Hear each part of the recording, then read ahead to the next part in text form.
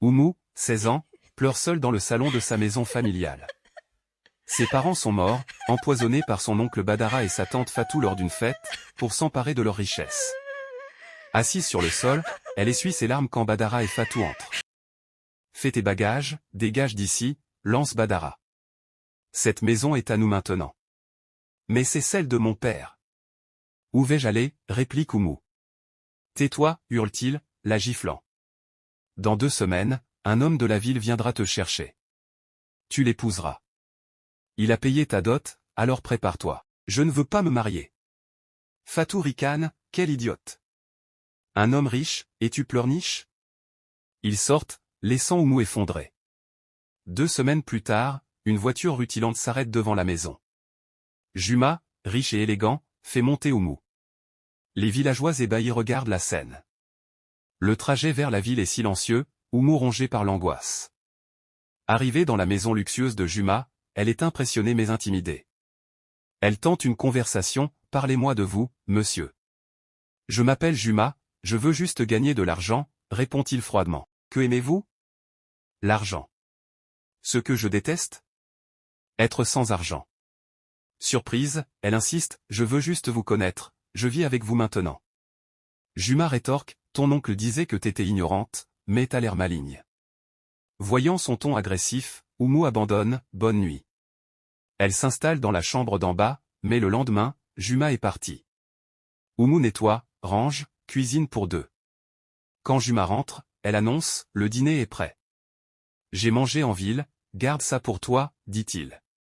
Déçue, elle insiste, « J'ai cuisiné pour nous. » Il hausse le ton, « Ne te prends pas pour ma femme.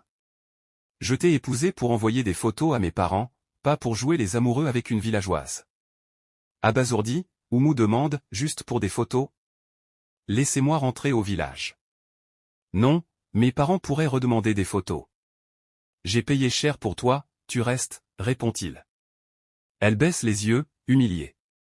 Le soir, Mama Awa, la mère de Juma, appelle, « Passe-moi ma belle-fille. » Oumou prend le téléphone, « Comment vas-tu, ma fille ? Quand me donneras-tu des petits-enfants » demande-t-elle. « Bientôt, maman » répond Oumou pour ne pas la contrarier. Après l'appel, Juma s'énerve, « Pourquoi parler d'enfants ? Je ne veux pas de ça avec toi. Quand je serai prêt, j'épouserai une femme de mon rang. » Et moi, je fais quoi, réplique Oumou. Il la toise, « T'es pas de mon niveau. Tes cheveux sont sales, tes vêtements usés. Tiens, prends cet argent, arrange-toi. » Oumou refuse, pose l'argent sur la table, « Je ne suis pas un objet. Je trouverai un travail moi-même. » Le lendemain, elle parcourt la ville, certificat en poche. Après des refus, elle décroche un emploi dans un magasin d'électronique. Elle travaille dur, rentrant avant Juma pour éviter ses questions. Un soir, affamée, Juma trouve son repas dans la cuisine. Il dévore en cachette, elle cuisine bien, cette villageoise. Mais il se tait, ne voulant pas lui donner d'importance. Il remarque l'argent sur la table et la confronte. « Pourquoi tu l'as pas pris ? Je ne veux pas de ton argent. Si je ne suis pas ta femme, je ne vais pas me faire belle pour toi. » Juma insiste, « Prends-le, c'est pour les photos. » Mes parents critiquent tes vêtements. Elle accepte à contre-cœur, « Je te rembourserai. » Le lendemain, Oumou achète une robe élégante. Quand Juma frappe, ayant oublié ses clés, elle ouvre, radieuse.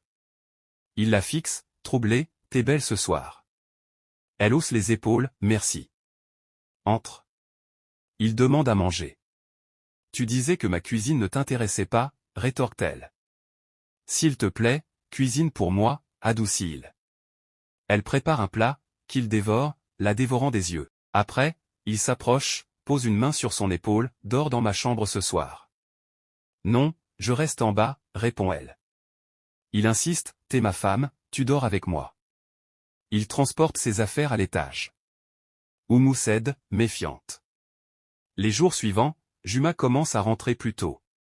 Un soir, il trouve Oumou en train de lire sur le canapé. « Qu'est-ce que tu lis » demande-t-il, curieux. « Un roman sur une femme qui trouve sa force après avoir tout perdu » répond-elle, surprise par son intérêt. Juma hoche la tête, songeur. « Ça te ressemble, tu sais. » Oumou sourit doucement, « Je ne suis pas sûr d'être aussi forte qu'elle. » Il la regarde intensément, « Tu le es plus que tu ne crois. Un silence s'installe, leurs regards se croisent brièvement. Gêné, Juma se lève, bonne nuit. Oumou murmure, bonne nuit. Le lendemain, Juma laisse un fruit sur la table avec un mot, pour toi. Oumou le trouve en rentrant, perplexe mais touché. Elle remarque ses petits gestes, il range la cuisine, lui demande comment s'est passée sa journée. Un soir, il l'aide à porter des sacs lourds du marché. Je peux me débrouiller, dit-elle. Il sourit, je sais, mais je veux aider. Elle sent son cœur battre plus vite, mais se méfie encore. Un jour, Juma décide de descendre plus tôt de son bureau, espérant surprendre Oumou avec un repas ensemble. En approchant de la maison, il voit une voiture s'arrêter devant. Oumou en sort, remercie le conducteur, un homme d'âge moyen, et entre rapidement. Juma, figé derrière un arbre, sent une colère sourde monter. Qui est cet homme? Pourquoi la dépose-t-il, le soir, quand Oumou rentre, Juma l'attend dans le salon, le visage fermé. Qui t'a déposé cet après-midi, demande-t-il, la voix tranchante. Un collègue du magasin. Il m'a juste raccompagné, répond Oumou, surprise. Juma ricane, un collègue? Tu me prends pour un imbécile? Tu te fais ramener par des hommes, et tu crois que je vais gober ça? Oumou, blessé, rétorque, je ne mens pas. Je travaille au magasin, c'est tout. Juma explose, tu te prostitues, c'est ça? Tu te vends à des hommes pour de l'argent, avoue-le. Oumou, les larmes aux yeux, crie, comment oses-tu? Je ne suis pas une prostituée. Je travaille honnêtement, pas comme tu l'imagines. Elle tremble de rage et d'humiliation. Juma, déstabilisé par sa réaction, reste dur, on verra bien, de toute façon je saurai la vérité. Oumou, furieuse, claque la porte de sa chambre. Le lendemain, Juma la suit discrètement. Il la voit entrer dans un magasin d'électronique, saluer ses collègues, et commencer à travailler. Pendant 1 heure, il observe, elle vend des appareils, aide les clients, rien de suspect. Soulagé mais rongé par la honte, il rentre. Le soir, quand Oumou revient, il l'attend, mal à l'aise. Je t'ai suivi. Tu travailles vraiment là-bas. Tu vois? Je ne mens pas, répond Oumou, encore froide. Juma baisse les yeux, je suis désolé. J'ai eu tort de t'accuser. Elle hoche la tête, mais la douleur persiste. Les jours suivants, Juma tente de se racheter. Il lui offre des fleurs, l'aide davantage, parle plus doucement. Oumou, prudente, apprécie ses efforts mais reste distante. Un soir, il lui demande, pourquoi travailler si dur? Je peux subvenir à tes besoins. Je veux être indépendante. Je ne veux pas être un fardeau, répond-elle. Il admire sa détermination. Peu à peu, leur relation s'adoucit. Juma propose, si tu veux travailler, viens dans mon entreprise. Tu seras mieux payé, et je pourrai veiller sur toi. Oumou sourit, veiller sur moi ou me surveiller. Il rit, les deux, peut-être.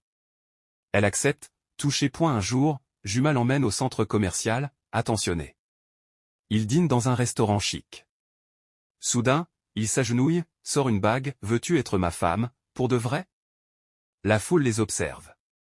Oumou, émue, hésite mais l'aime aussi. Lève-toi, dit-elle, l'embrassant sous les applaudissements. De retour, elle le taquine, je dors en bas ce soir. Bonne nuit alors, répond-il, feignant la colère. Elle rit, s'assoit près de lui, t'es beau quand t'es fâché. Je t'aime. Juma, radieux, la prend dans ses bras. Ils s'embrassent, dorment ensemble, amoureux. Le lendemain, Juma l'emmène dans son entreprise, un bâtiment moderne. C'est à moi. Tu travailleras ici, dit-il. Elle rit, sans salaire? On verra, plaisante-t-il. Il lui fait visiter, elle s'émerveille. Ce soir-là, Mama Awa appelle, Oumou, tu m'as promis des petits-enfants. C'est ton fils qui traîne, maman, plaisante-t-elle. Juma prend le téléphone, maman, je suis prêt pour des enfants. Elle rit, 1 an, pas plus, ou je viens vérifier. Après l'appel, Juma taquine, pourquoi dire que je te touche pas? Parce que t'as pas encore essayé, répond-elle. Ce soir, alors? Attrape-moi d'abord. Elle court, il la poursuit, riant. Cette nuit-là ils se sont aimés pour la première fois. Quelques années plus tard, ils eurent 3 enfants tous magnifiques et continuèrent à vivre heureux pendant de très longues années. Galsen seul à Moulragal des DAWRK.